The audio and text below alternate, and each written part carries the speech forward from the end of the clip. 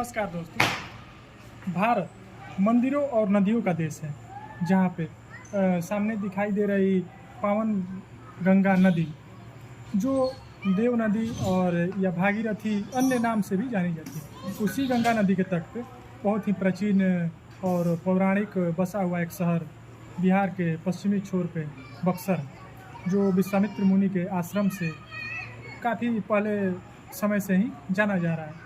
और उसके जस्ट कुछ किलोमीटर के बगल में वहाँ पे हम लोग आए हैं आज, यहाँ अहिल्या देवी मंदिर अहिरौली बक्सर। इसके बारे में हम आपको बताना चाहेंगे कि यहाँ की पौराणिक कथाएं क्या हैं, तो इस मंदिर के यहाँ पे होने का कारण क्या रहा।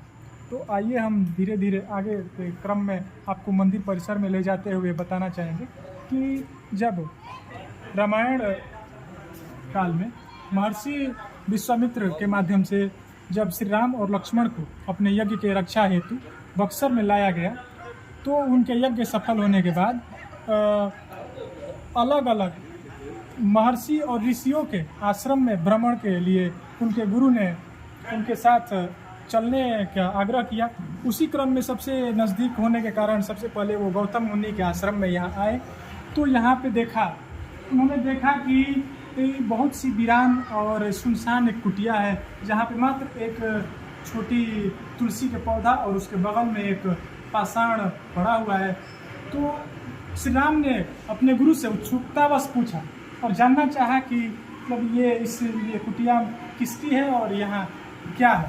तो विश्वामित्र मुनि ने अपने शिष्य राम को इस अहिल्या देवी के बारे में और इनके पति गौतम मुनि के बारे में विस्तार से बताया कि वो श्री राम के जन्म से हजारों साल पहले से वो यहाँ दक्षिण भारत के ऋषि रहे। वहाँ से किसी कारणवश देश भ्रमण या फिर अन्यत्र कारणवश यहाँ आए और यहाँ अपनी कुटिया बसा के रहे। तब एक दिन क्या हुआ कि चूँकि वो पंचकन्या में अहिल्या देवी आती थी और वो अपने समय में बहुत ही सुंदर और सुशील कन्या थी, जिसके सौंदर्य से आकर्षित होकर भगवान इंद्र ने उनके साथ छल करना चाहा, जिसके प्लान बनाने में और आगे एक दिन वो मुनि के भेष में उनके कुटिया में आए और उनके साथ सहपाठी इंद्र आए, जो एक मुर्गे के रूप में एक रात्रि को ब्रह्म मुहूर्त से एक प्रहर पहले की रात्रि में वो अपने मुर्गे की आवाज़ में बोले। इसी कारणवश गौतम ऋषि को लगा कि ब्रह्म मुहूर्त हो गई, सुबह की बेला होने जा रही है, तो उन्होंने गंगा स्नान के लिए निकल दिया। चूँकि सामने 500 मीटर की दूरी पर गंगा नदी थी। जब वो गंगा नदी के पास गए तो उन्हें अचानक से ऐसा स्मरण हुआ कि अभी तो काफ़ी रात है, और उन्हें आभास हुआ कि गंगा नदी प्रकट होकर गंगा माता ही बोली कि आपके साथ छल हो रहा है, आप जितना जल्द हो सके जाइए। तब तक इधर इंद्र और उनके सहयोगी चंद्रमा वो छल करके मुनि के वेश में उनके आश्रम में प्रवेश ले चुके थे।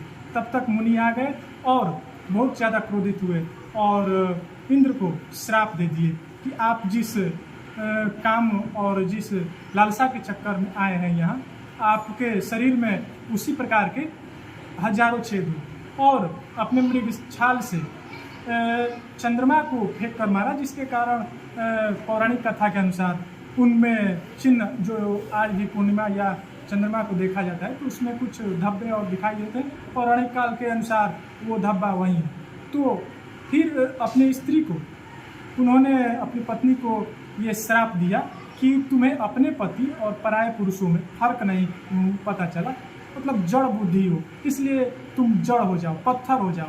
तो तब से वो इसी आश्रम में इसी पत्थर के रूप में हैं। तो अब हम आगे बताते हुए चले कि जो पीछे जहाँ से हम छोड़े हुए थे कि महर्षि विश्वामित्र राम को बताते थे इस कुटिया के बारे में, तो उन्होंने कहा कि ये आप ही की चरण रज के इंतजार कर रही है, आप अपने चरण का स्पर्श कराइए जिससे इनका मुक्ति हो। तो भगवान राम ने गुरु से विनम्रतापूर्वक अपना बात रखा और कहा कि चूँकि मैं क्षत्रिय कुल से हूँ और ये ब्राह्मण कन्या देवी है तो मैं चरण स्पर्श नहीं करा सकता। तो उनके रज से, हवा से जब उस पत्थर का स्पर्श हुआ तो उनका मुक्ति हुआ और वो वैकुंठ धाम को गई। तब से ये गंगा नदी के तट पे अहिल्या देवी मंदिर अहिरौली गांव में स्थापित है, जिसकी महिमा पूरे बक्सर, बिहार और देश में विख्यात है। और ये बिहार का एक प्रसिद्ध मंदिर तब से जाना जा रहा है। धन्यवाद।